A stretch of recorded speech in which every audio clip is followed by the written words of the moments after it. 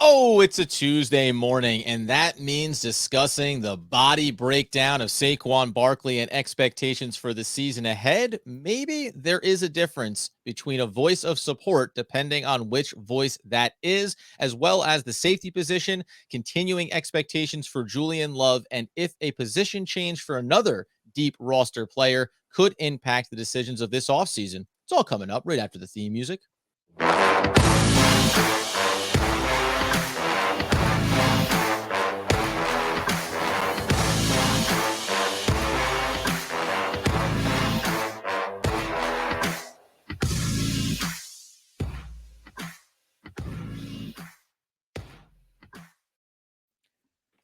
Yes, friends, it's OGP, the One Giant Podcast, where, of course, we are your host over here, Adam Armbrecht, also covering that sweet, sweet offseason for the Brooklyn Nets and the Locked On Nets podcast with my boy Doug Norrie over there, the season generational ticket holder, healthy, wealthy, and wise, Mr. Andrew Mackowitz. I mean, Adam, we're in the dog days of summer for football. Basketball's past the draft and everything.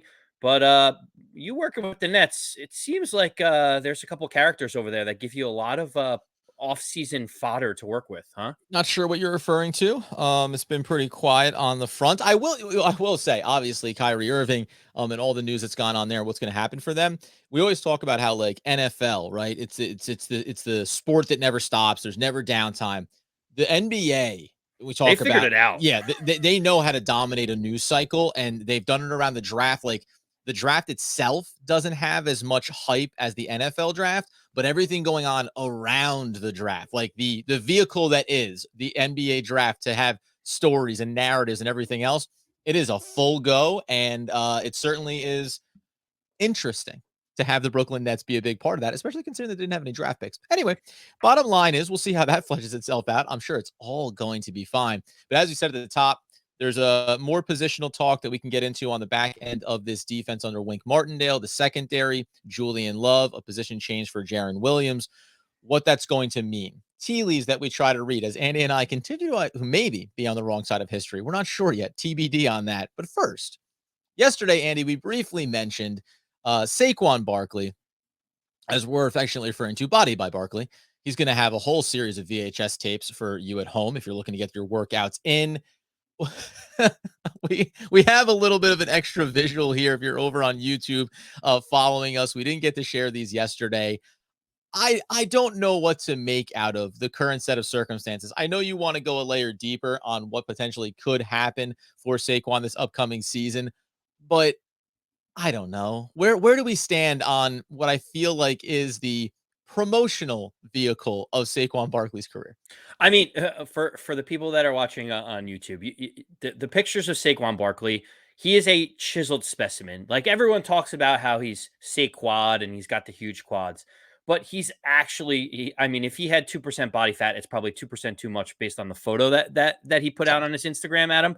Tie-in, But by the way, he also has Brooklyn, so a little cross promotion there. And I don't know if the placement of the lettering is exactly where you want that to be. We can leave that there, but fashion always a personal hobby for me. These photos, though, like, obviously it's for the gram. Like, we know why he is doing It's on it. the gram, baby. But I mean, the fact that he's shirtless and he's wearing shorts and he's got a helmet on, but nothing in between, is always a funny look to me, Adam, because there's no, like, it's either like pads or no pads, but like he's going even further than that with like no shirt on. It's like, how does that even, like, how do you even get to that point? I don't even understand. That's the version of, oh my God, I had the worst nightmare last night. I showed up for an NFL game in nothing but my shorts and a helmet. And they said, get out there. We need you. It's third and short. And I had to run out there with no pads or anything else. I guess that is true. I never really thought about it that way. Yeah, like think about NBA players. Like, you're playing pickup in Rucker Park or something. Like, yeah, you have shirts for skins. It makes sense. Like, Saquon wearing a helmet, but nothing else, is always just a funny look to me when NFL players do that. Because it's like, either go full pads or not. It seems like he's dancing around in the middle. But man, Adam, I mean, those photos get Giant fans hyped up Sure. because obviously he looks like he's in the best shape of his life, but also the media is now coming out and starting to pick up a little bit of steam on the Saquon train as well. You better believe it. So we're talking about expectations. Mentioned this before. Where do we think Saquon's going to be? Is he going to be full healthy, full go? How is he going to get himself back on track and make a case for being a part of the long-term future for the Giants? Or, as at least I've said, make a case for being a great trade candidate potentially this season. The reason why we say that the media is getting behind it, and questionably, if you want this part of the media to be behind you, you have Robert Griffin III, RG3, as he's more affectionately known. He comes out and, much like a lot of people are saying, how Saquon looks, Saquon Barkley is one of the most exciting players in the world with the football when fully healthy. Back-to-back injury-filled seasons have made people forget, but Saquon is on a mission to remind everyone the return of the real Saquad is a boost the Giants offense needs. Just on its surface, I agree, right? We agree. Yeah, that's a boost that the New York Football Giants offense could certainly use. I'm going to tell you right now, I don't know if RG3 is the spokesman that you want for returning from injuries and meeting expectations from where you once were in your career to where you currently stand. Unfortunately, RG3 is a guy that had nothing but a history and track record of injuries, failing to meet expectations, and ultimately finding himself at a relatively young NFL age being on the other side in the media. Yeah, it is bizarre. It's Robert Griffin III has come out as a great NFL analyst. He's like Yeah. wanted by a Yeah, I lot of love him. people. He's very insightful. He clearly understands the game very, very well. I think he ran like a 4.35 40 recently, and NFL teams actually called him and be like, "Hey, are you still interested in coming back?" And he's like, "No, I like having my knee attached. Like it feels good to be able to walk around, I right?" run fast this way. I don't do a lot of the other things associated with NFL football. Right. For him, it's like, why would I even get involved? But to your point, like the messenger is interesting, but the fact that he is very insightful about NFL players and what he thinks is going to happen. Listen, Yeah. he's getting a vote of confidence from a former Pro Bowler, as Robert Griffin III was. Yeah. Look, I think he's also a little bit stretching the truth slightly. Like the 2020 season for Saquon Barkley, he played 2 games. He got hurt after 19 carries. Right. Last season, he was injured, but he participated. Like he played in 13 games last year. It wasn't like he didn't play in any games. And yes, he had the unfortunate ankle twist in Dallas that kind of zapped him of the middle ground. But yeah, Adam, I mean, 1.8 yards per carry in 2020, albeit in only 2 games, 3.7 last season. I know that you have tempered your personal expectations on Saquon Barkley, but Mhm. I mean, what are your initial reactions to where he is, what the height that he's getting, and where he can be? I just I'm not saying that Saquon Barkley is done being a productive NFL player by any stretch of the imagination. But historically, almost every single time that you see hype videos or images, you mentioned this yesterday, like Carmelo Anthony, whatever, anytime that players are hyping how they are physically looking is usually the precursor to having a very disappointing season. Like now, typically they're older players. They're guys that are maybe, coming off of a couple of contracts. They're wide receivers that are going to be 31. Remember Terrell Owens in his driveway, right? Flexing and doing crunches. And that was a little bit before things kind of fell off the map for him. But this is usually not a positive.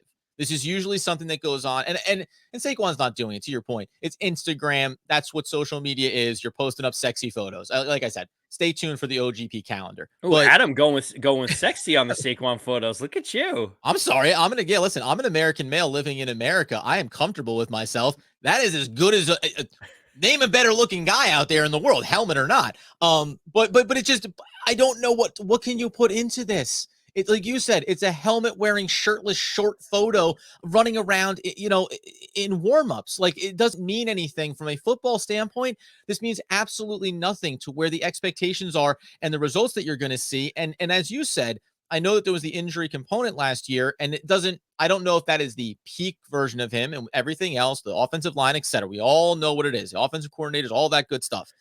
But he has been trending from a sample size away from his most productive times in the NFL. Yes, he has. And it could be injuries, it could be the poorest play of the offensive line. It could be the Giants were always trailing, so like how many yards can he get running the ball because they need to change their game 100%. plan. There's a lot of factors in this, and that's why it's not a binary thing where it's like either he's good or he's not. Like The real question, Adam, is what can he get back to be?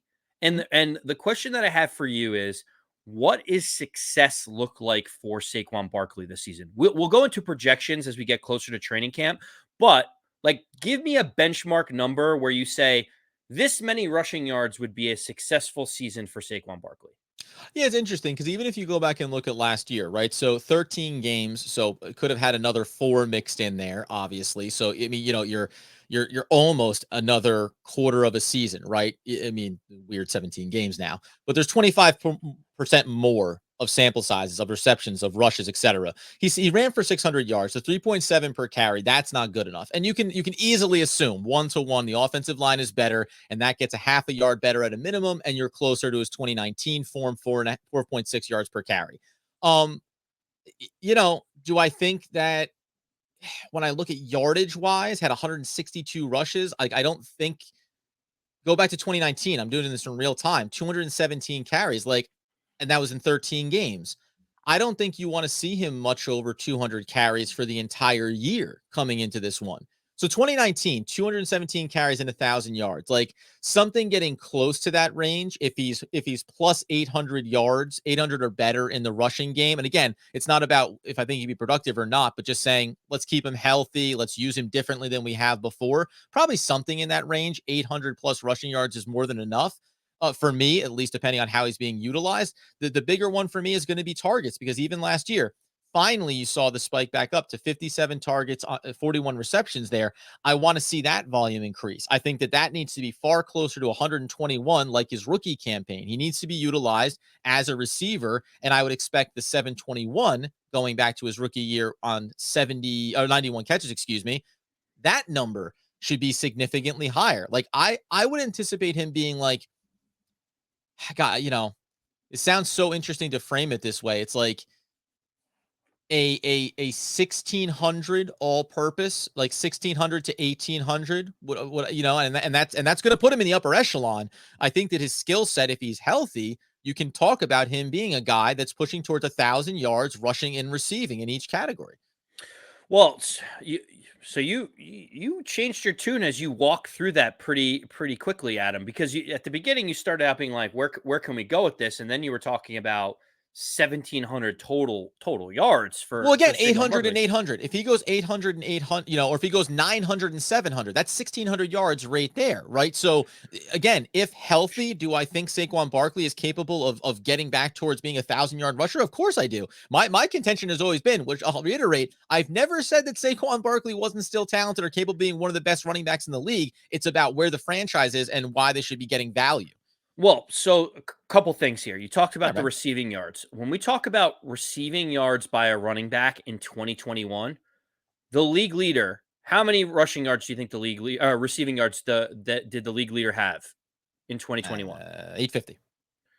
647 by Austin Eckler, with 548 by Cordarrelle Patterson. No one else had more than 500 except those two guys. So, like, out of the backfield, only those two guys had more than 500. To say that Saquon's going to have 700 means he's got to stay healthy, and he's going to have more receiving yards than every other running back in the league. Yeah, I mean, listen, go back to, again, the rookie campaign tells you 1,300 rushing yards, 721 receiving yards. So what I'm saying is use him less as a running back. You're not going to go towards 1,300, 1,400 yards rushing and move those numbers over to the receiving game. Yeah, like, again, I think that's what, like, if I am the New York Giants, I'm looking at Saquon Barkley as a home run hitter in the run game, but I probably, like, I don't know. Is it nuts to say rep split? I'd rather see him 60-40 on the side of receiving opportunities than rushing, because you're talking about the health. You're talking about the physical breakdown of being a running back. And then you're also, again, I think that when the scenarios offer themselves, you want to selectively pick, as Mike Kafka, how do I use him in the run game and hit a home run for 45 yards, right? And then get him right back into those reps, coming out of the backfield, catching the pass, lining up on the outside, creating these mismatches, to say nothing of what the reconstruction of this roster looks like and how versatile some of the other weapons are going to be too, which I think are going to collectively eat into how we think about the running back position on this team and how many reps get spread where. Yeah, and well, the thing that's tough, Adam, and I agree with you that we want to see him get the ball out in space more, and receiving yards make sense. What I will say is 800 rushing yards would put him 20th in the league last year, next to AJ Dillon, who backed up, Right. who was a second stringer in Green Bay behind Aaron Jones. It's like if you think about we talk about Saquon Barkley being a first round draft pick. We talk about him being in a prove it year for the Giants. We're at a fork in the road with Saquon Barkley. If he's going to be the 21st rusher in the league and only has 400, receiving yards, which puts him like ninth or something like that in the league, we're talking about a guy that's like 15th in all purpose Yeah. yards from the backfield. Like Where that does where would 1,000 yards put him?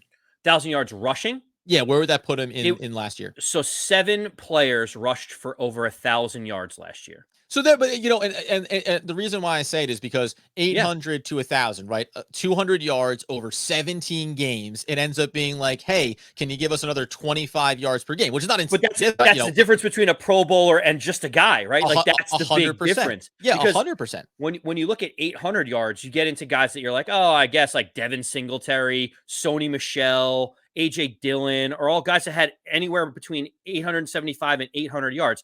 Then you get into like James Robinson, who got hurt halfway through the year. Like to get But up there, by the way, is Saquon Barkley going to be? We're talking about Saquon Barkley's going to play all 17 games. Like that's a big presumption here too. Like if I'm putting it all into context again, like I don't think that they're going to walk Saquon Barkley out and go, you know what we'd like to do is run you 20 times a game for 17 weeks. Like it's just not going to happen. And we've talked about this early in the summer. I think how many touches is Saquon getting over the course of a game? I think somewhere in the 13 to 18 range, right? Combined total touches. And you're going to say, how are we splitting those up? Again, if it's 50-50, like he may only see 12 or 13 carries a game and you're looking for the home run hits. Like I think go back to the way we always talk about this organization has done everything wrong the last handful of years, including using Saquon Barkley in the worst possible way. This is a dynamic playmaker who wants to make people miss, who wants to use all of those fancy footwork moves that he has. So your goal is not to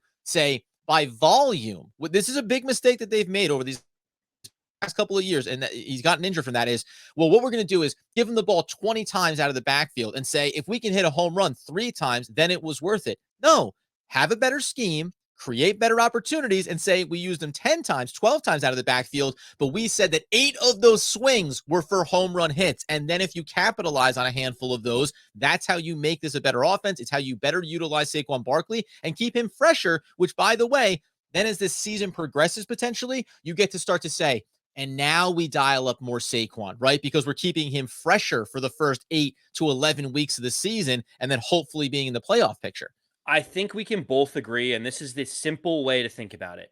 We want to utilize Saquon Barkley more like Elijah Mitchell, the way that San Francisco did. He had 207 rush attempts for 963 yards. So on 200 rush attempts, he got to almost 1,000, which is your Yeah. vision on how you want to do it, as opposed to the Pittsburgh Steelers using Najee Harris for 307 rushes for 1,200 yards. Like that is not what we are hoping Saquon could be. We don't want to put 300 plus carries on Saquon's back No. because that's just going to wear him down and you're moving him away from what makes him great.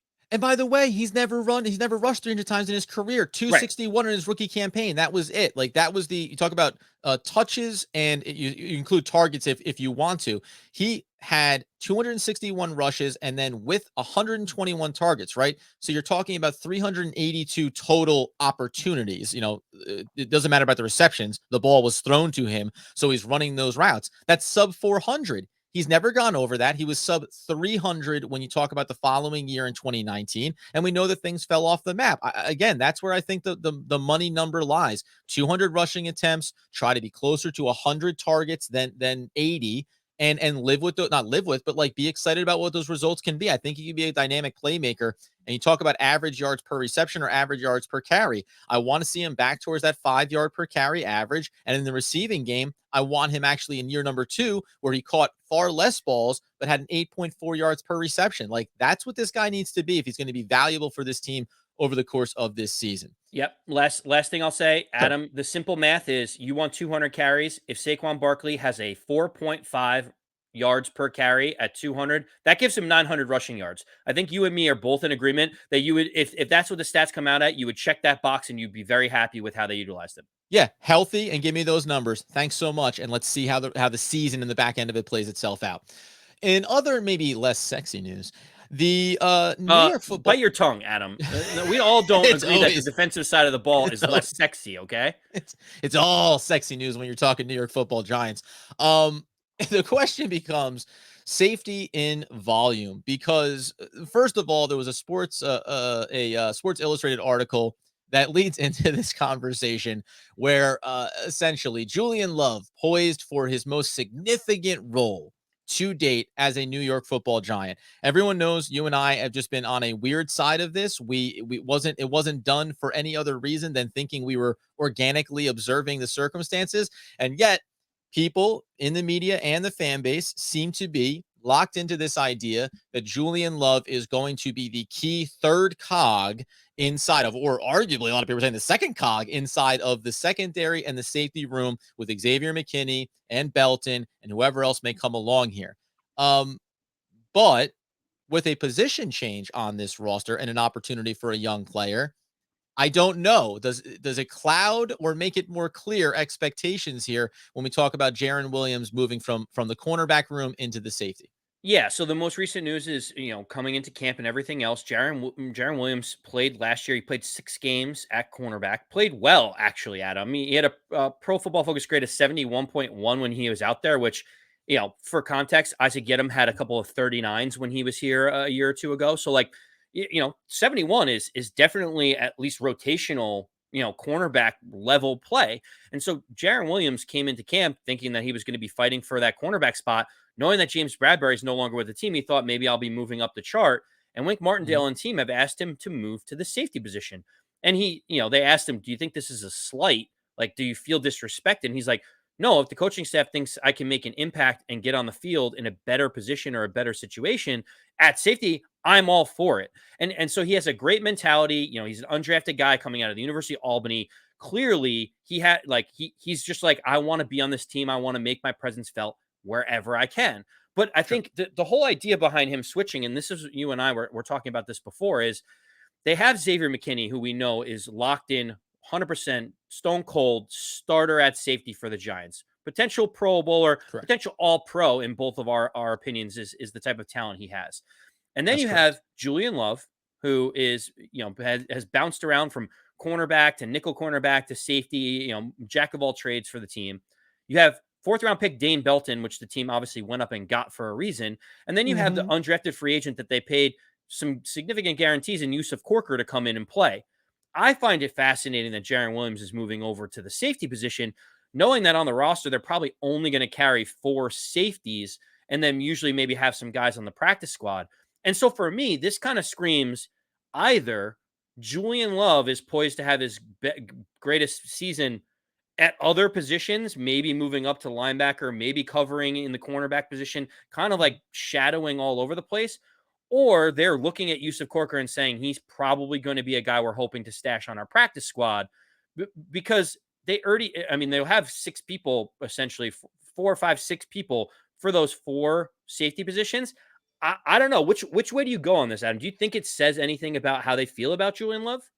Well, yeah, and just to give the little extra context to Jaren Williams, at that 5'10", buck 87, so the measurables are there to be able to play in different spots in the secondary. 17 targets last season, 8 receptions allowed. So when targeted, he held up to your point in terms of in coverage there, 14 solo tackles to go along with it. When it comes to Jaren Williams, I think you can look at it one of 2 ways. They view his skill set and think there's a better opportunity or better utilization if we put him at the safety role. Or you could say, you're not going to make the cut at cornerback. We're giving you every opportunity, but you're as close to the fringe of this roster as you possibly could be, like everything that Jaren Williams is saying. In that move, though, as you say about Yusuf Corker and saying that he's destined for the practice squad, I don't think that that's the case. And again, I'll go back to the premise. Julian Love was taken 108 overall. And that doesn't mean when he was first drafted, I was excited about him. We've said this before. And then year by year, he was constantly moved from a particular role inside of the scheme to a different one and to a different one consistently trying to find where his value was going to be. And do I think that he can be a valuable depth piece at a number, as you said, shadow a number of different spots? Sure. But what I think this is setting up for is to say, hey, training camp will be start at the end of July. And if Yusuf Corker shows up, like we're already on Dane Belton. We're like, I refuse to accept or acknowledge anyone saying that Julian Love is more deserving or in a better position or has a better skill set to be the second starting safety with Xavier McKinney over Dane Belton. And I think training camp's going to prove that out. Once that box gets checked, then I think the next one is if Yusuf Corker can show that he is capable of being this rotational piece for the Giants, then it's still, I'll take it on the chin if it doesn't come to pass. It still puts Julian Love in the position to be one of the cut candidates for this roster over the course of training camp. We know about the money, and we also know about the room. I think that everyone will most likely be on this roster, but I still do not think that Julian Love is earmarked for this substantial role that the fan base and a lot of people in the media seem to be poised to set him up for.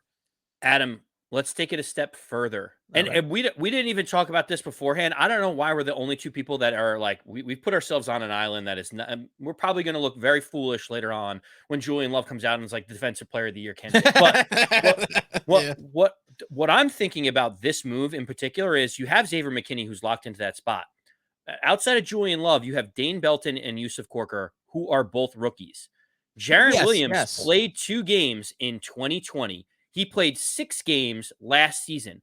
If you were not to have Julian Love in the safety room at all, like whether it's he moving to the linebacker position or he's at nickel corner or whatever he's going to be, or he gets outright released, you have to have someone other than Xavier McKinney that has official NFL experience. And that's Henry Black, my friend. Well, that is throw that into the bag too. Like they went out and got Henry Black. I'm not saying that, hey, watch out, Pro Bowler Henry Black, but he has NFL experience at the position and at a cheaper price point. Well, and exactly. So the whole idea behind this, Adam, is that they're trying to say, if Julian Love isn't there, we need someone that has experience because we can't have just rookies. So are they saying Jaren Williams, Henry Black, you have an opportunity to showcase things here?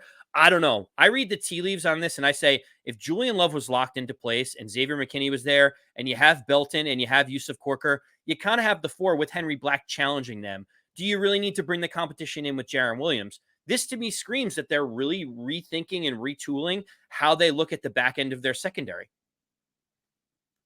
Yes. That's my point. And wherever you put these guys in the hierarchy, and that's my point. If I stand here right now today, we all know Xavier McKinney's the stud, Dane Belton is the rookie on the fast track, and Julian Love is an NFL experienced secondary player who can be there to contribute and obviously is going to come on and be used. And this is the funny thing too, because you can go into this season and say, well, Julian Love ends up playing what? 35% of the reps and has a very like I think that Julian Love can have a very nice season. It depends on how he gets utilized or how often he gets put out there. And that's, I think, as much a part of this too. Maybe you talk about Henry Black, we talk about Yusuf Corker, and maybe now Jaren Williams. I do think the other thing is, you say back end of the safety group, but also remember skill sets, right? So when we get to training camp, who is best suited to do the things that Wink Martindale wants them to do? It's why we're so excited about Dane Belton, because he has both the aggressive in the box mentality and also the speed and coverage ability. So that makes him a very versatile weapon.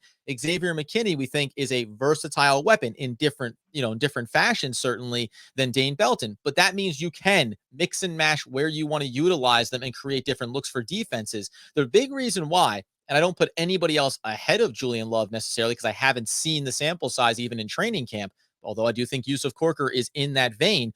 Julian Love is not a guy that I say, hey, we're getting versatile here. Quick.